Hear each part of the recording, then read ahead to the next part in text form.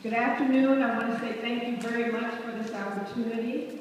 I thank both Congressmen. My name is Valerie Leonard. I'm with the Lawndale Alliance as well as the Committee to Save North Lawndale Schools. I'm trying not to be redundant, but I want to share some of the experiences that we had here in North Lawndale. We, as a committee, have put together a comprehensive plan, an alternative plan to closing schools, and I believe we shared that with you. And we also shared it with Valerie Leonard, the President of the Board of Education, as well as board members. We asked them to review it. We invited them to come and listen to the plan. They did not show up to the press event. We asked them for a meeting so that we can, talk to them one-on-one. We didn't get any response. So if this is an indication of their level of civic engagement, I think we're really in for a really rough few more years, maybe just one for Ms. Bennett. But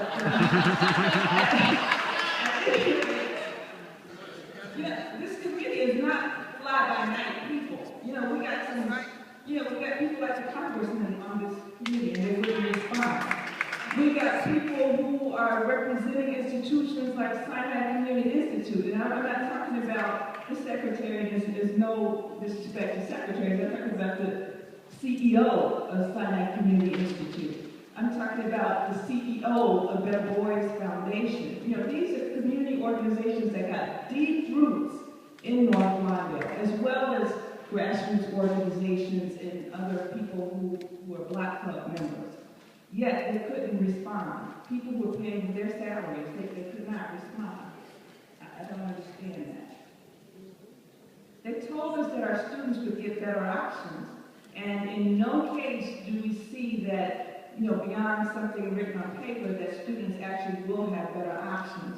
As Ms. Williams testified, the folks at Padaruski, in all reality, they're honestly going to go to schools like Penn or Crown. In fact, the boundaries are redrawn such that there's no longer any diversity. Padaruski was drawn with boundaries that take into account North Lawndale kids as well as South Lawndale kids. North Lawndale is primarily African Americans, and South Lawndale, below Cermak, is primarily Latino.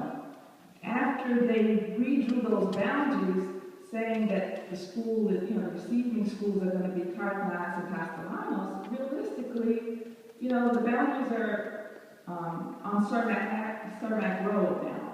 So the people who are at Padaruski, most of which live north of Cermak anyway, because it's primarily African American, they can't go to those schools anyway. So we're really resegregating the most segregated city in Chicago. So I certainly think, after looking at the other boundaries, what we'll find. That's just one example.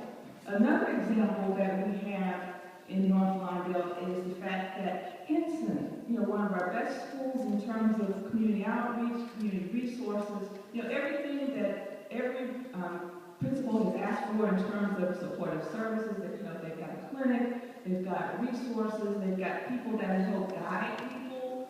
The parents to reach resources. That school is going to close, and they're going to go to Hughes, which is a lesser resource school. But when we look closely at the boundaries, there are more people who are actually going to go to Herzl, which is an AUSL school. So AUSL is going to benefit more from the closure of Henson than a receiving school. Of course, that's not in any fine print. You have to look at the maps and really, get a good feeling. So I'm not a conspiracy theorist, but I am paranoid. And just because you're paranoid doesn't mean nobody's calling you. They're at my door. Okay. So when we look at AUSL, they really stand to benefit more than anybody in North Lawndale. When we look at the closure of Bethune, they didn't even stick with Bethune the typical 4 to 5 years to wait and see that the school is completely turned around. Bethune is going to go into Gregory, at least on paper, but we understand that AUSL is actually encouraging the students to go to one of the other AUSL schools. And then we look at Douglas Park. Douglas Park has Collins School, AUSL controls Collins School, as well as that $30 million capital budget.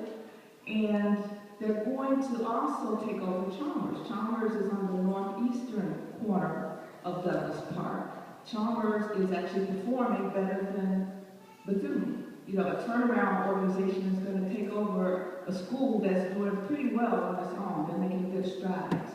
Pope, on the southwestern corner of Douglas Park, is going to fold into Johnson, which is another AUSL school. So the attendance boundary for Johnson is going to swallow up Pope. After all this dust settles and while we're all concerned about school closings, guess what?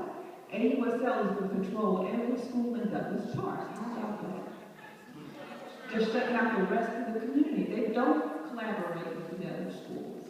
And that's a problem. In Lawndale, we have a lot of issues, but we really tend to collaborate amongst our community schools.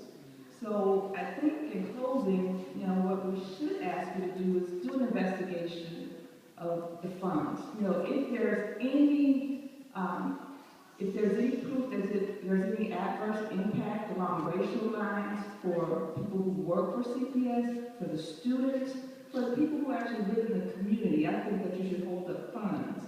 And then also, look at this on a policy level. I understand that HUD requires a community advisory committee to review all the CDBG funds, that's community development block funds. If in fact we're getting all this federal money, especially money for low-income people, I believe that's Title I funds, I'm not sure if someone can correct me. But I believe that we need to have a committee for the community that oversees that funds. You know, because clearly CPS, if left to their own devices, is not going to include us in any of their decisions. Thank you very much.